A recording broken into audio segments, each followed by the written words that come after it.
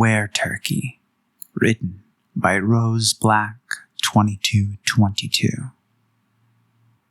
Last year, I had a Thanksgiving I'll never forget.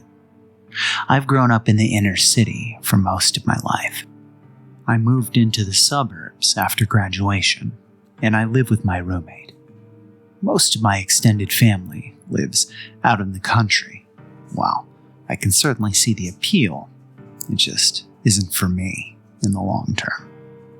My uncle lived with his wife and two of my cousins on a farm.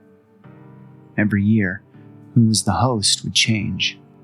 It was a 4-hour drive when I reached his place. I was there early. "Marv," he greeted upon opening the door. He pulled me into a hug. "Boy, it's good to see you." "You too, Teddy." His actual name is Theodore. However, due to him usually being a big softie, he's gotten that nickname. "I brought something." I held up a wrapped dish of brownies. His eyes lit up upon seeing them. "Man, these look good. You make them?" "No, my roommate did. I tried to talk him into coming up here, but he wanted to spend it with his family. Why he did, I have no clue. From what he's told me about them, his family sounds like the most obnoxious people you can be around. I only ever met his brother and sister. The former was a constantly drunk asshole, and the latter made me want to rip my hair out. "Well, it's going to be a bit before everyone gets here, so come on in, make yourself at home." I put my coat on the rack and closed the door behind me. "So, do you want me to help with anything?" "We got it covered. Just say hi to Selma." That would be my aunt-in-law. She married into the family when I was 12, so she's been part of it for a while now. If I had to describe her, imagine if Southern hospitality was a person. I found her doing some cooking. Her apron was smeared with flour. She smiled wide when I stepped into the kitchen. "Marvin," she said, hugging me. "It's been too long. How are you?" "I'm doing good. I brought something." I held up the brownies. "A friend of mine made them." "These look great. We have a dessert table set up, so just put them there.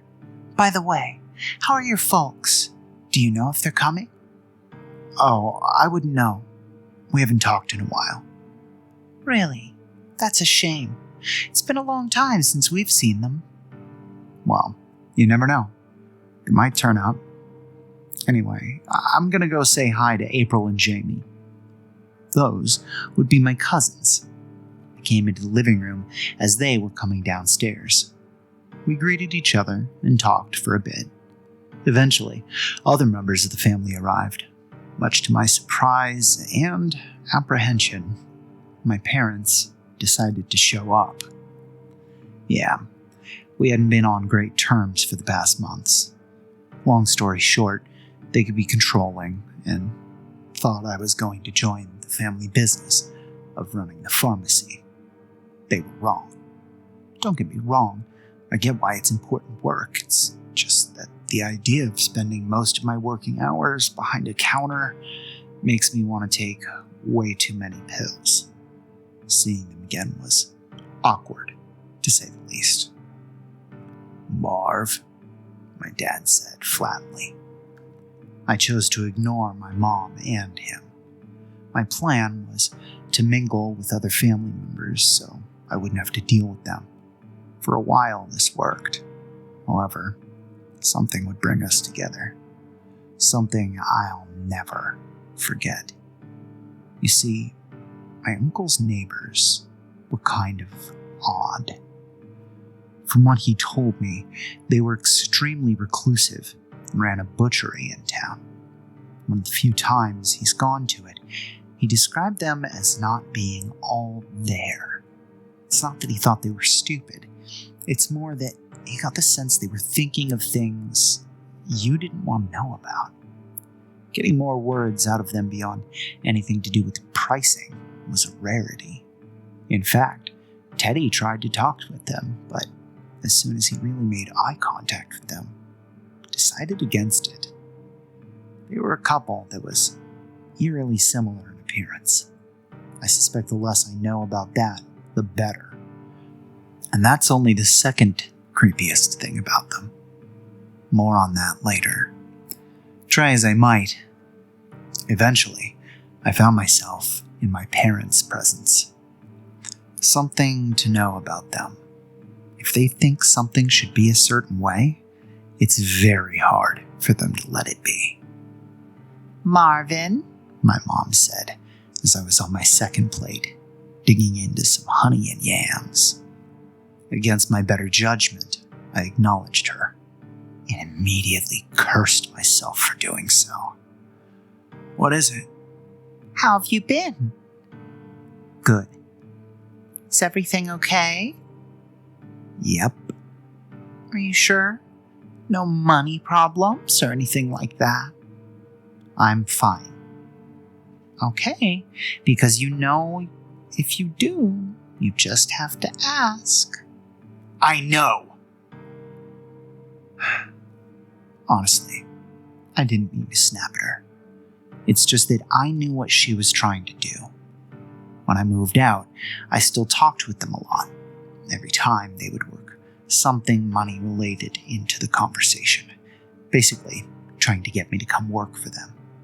I shut it down each time and got to the point I wouldn't talk to them for months because I knew that topic would come up. They already have people working for them, so I'm guessing they're wanting me is a pride thing. "I was only asking," my mom said.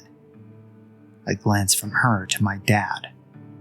That was the most interaction I'd gotten from him since I moved out. The week I did, I informed him I wouldn't be working at the pharmacy. He wasn't too happy about that. I looked back at my mom. "Yeah, I know. You always do." I walked away, ignoring her as she called after me. Fast food assistant manager may not be the most glamorous job, but at least it's a profession that wasn't forced on me.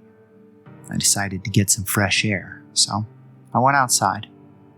Some cousins of mine were tossing around a glow-in-the-dark football, asked me to join them. I declined and thanked them, saying I was feeling full and I was just going to try and walk it off. They told me they'd see me later, and I gave them a half-hearted wave as I started making my way down the road. This is where the first creepiest thing about my uncle's neighbors comes into play. The houses around there are plenty spaced out, so there's nothing except long stretches of grass and a road for a while. Couple that with a clear, star-filled night sky, the big moon, and you got some nice walking weather. Also, not having to worry about any cars due to the holiday helped. The walk wasn't only to work off some of my fullness or to get away from my parents. I'm someone who can feel overwhelmed by an abundance of social interaction. Therefore, in those kinds of situations, I step away for a bit. During this, I pass by Teddy's neighbors.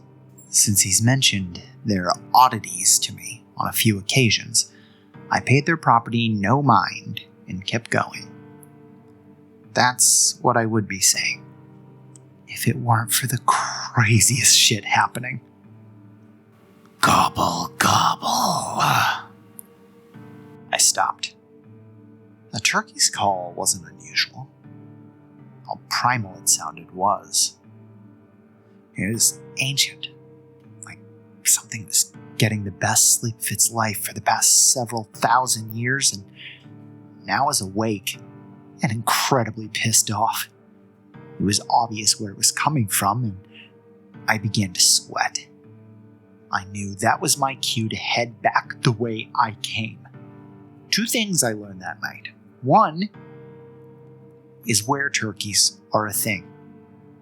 Yes, as in the curse of werewolves, only it's turkeys instead. The second was that turkeys can fly.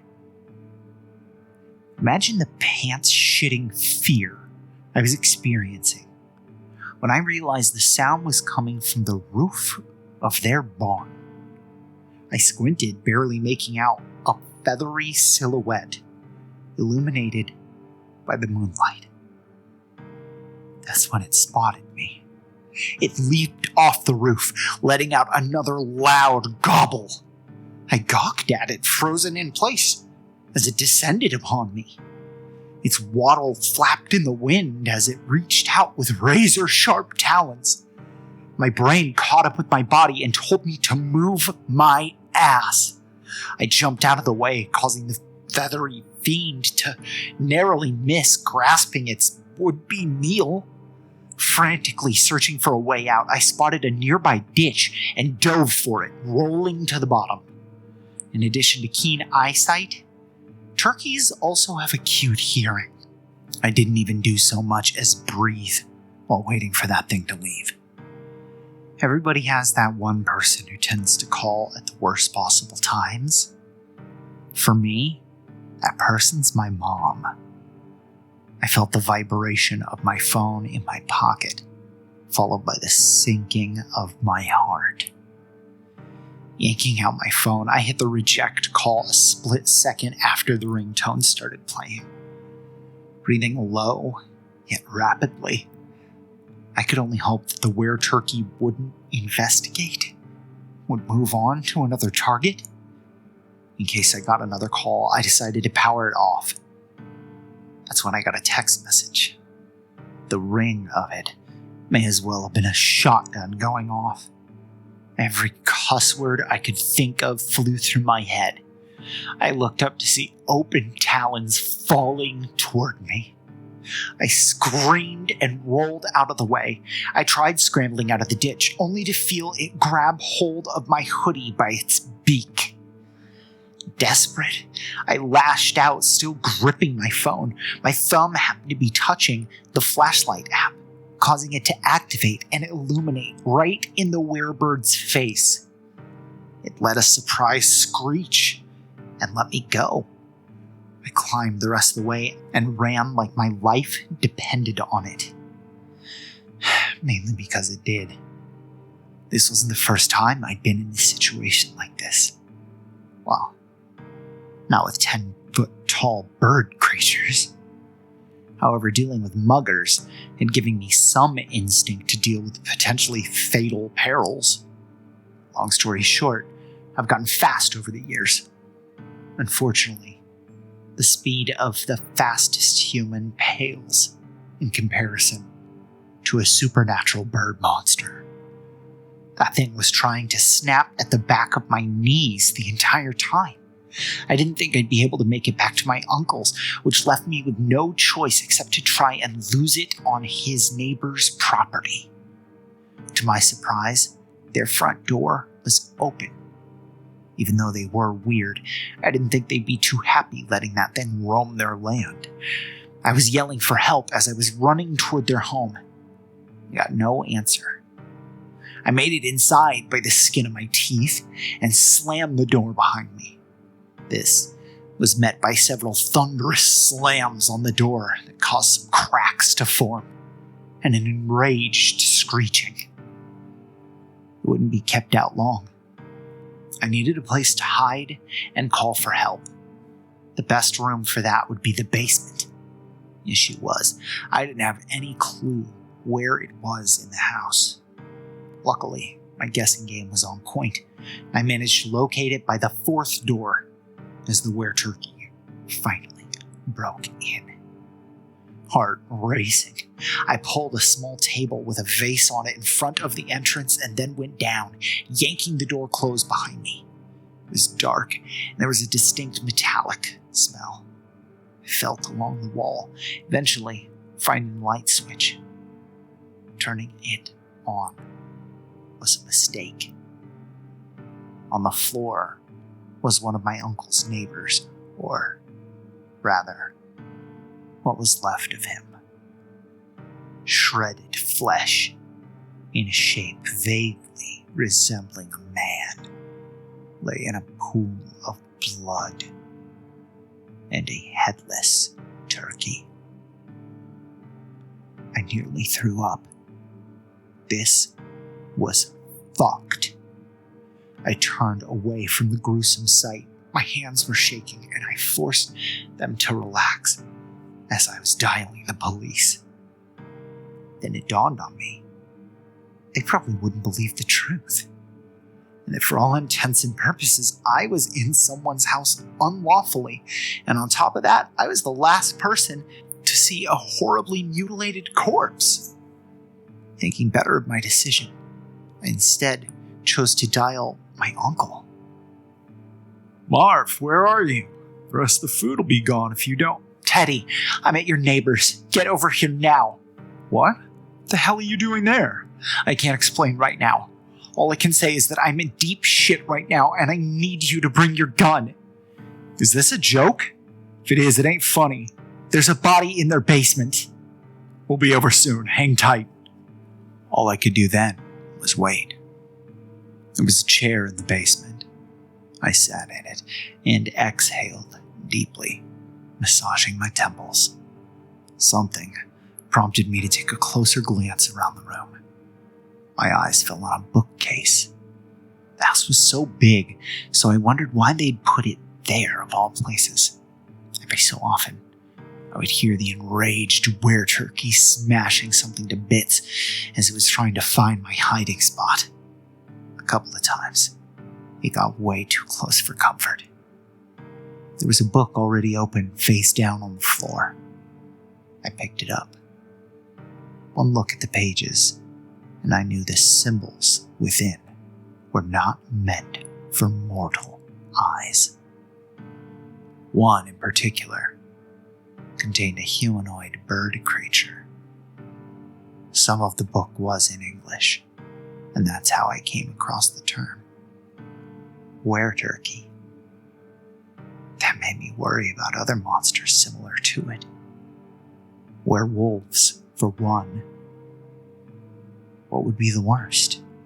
Probably a were-dolphin or a were-spider, unless this isn't restricted to solely real animals taking human shape. Otherwise, there might be some shit like were-krakens, and that's not something I want to think about. I figured the book might contain some weaknesses of the Wereturkey in case the blasting it to bits method failed. Too bad that part wasn't in English. I guess Teddy's neighbors were in the process of translating and decided to try some kind of ritual in it. It went horribly wrong. It showed an illustration of an occult circle with a turkey being decapitated and its blood pouring into someone's mouth. As I was processing all of this and what I seen, there was a banging on the basement door. It had found me. It let out an ear-piercing cry and descended the steps. I searched for something to defend myself with and grabbed a small knife with a blade half broken. I was so fucked. There wasn't any escape or way for me to defend myself save a small knife with a blade half broken. Then there was a loud boom, and the Wereturkey fell down the rest of the way. You all right? Teddy called out to me from the top of the steps, shotgun in hand. Relatively speaking, I guess. What is that thing? Like I said, it's a long story. Now let's get... The creature was getting up. Oh, hell no, Teddy said, and proceeded to shoot it several more times. Hold your fire, I shouted. He did, and I sprinted up the stairs. It was clear guns would only put it down for so long.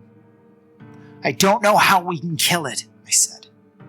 My uncle smiled. Well, you know what they say. If you can't beat 'em, burn 'em. He pulled out his lighter and took a flame to the wallpaper. It caught instantly, and we booked it. As it turns out, during the Wereturkey's rampage, it busted a pipe, causing a gas leak. By the time it got back upstairs and the fire reached the kitchen, well, boom. As we got outside, the scent of ash and burnt Wereturkey reached us. This was accompanied by a twisted mix of a turkey and a woman's agonized screams. This was one hell of a way to spend Thanksgiving. Some other members of my family were in his truck, including my parents. I hopped in the bed, and my uncle was in the driver's seat. We sped back to his place. I knew there wasn't something right about them, Selma said, shaking her head.